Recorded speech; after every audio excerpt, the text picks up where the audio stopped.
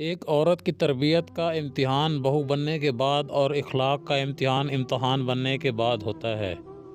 آج کے دور کے کچھ مرد بھی عجیب ہیں، عورت کا جسم دیکھ کر اسے محبت کرتے ہیں، اور کچھ عورتیں بھی عجیب ہیں جو اپنا جسم دکھا کر اس مرد سے عزت کی امید رکھتی ہیں۔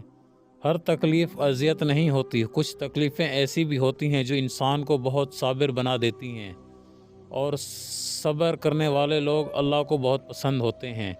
میرے خیال سے ہر زندہ شخص کو مرنے سے پہلے ایک بار اپنی مرضی سے جینے کا حق دیا جائے، اور پھر یہ بھی تلخ حقیقت ہے کہ دنیائی رشتے تب بھی مضبوط ہوتے ہیں جب مالی حالات اچھے ہوں۔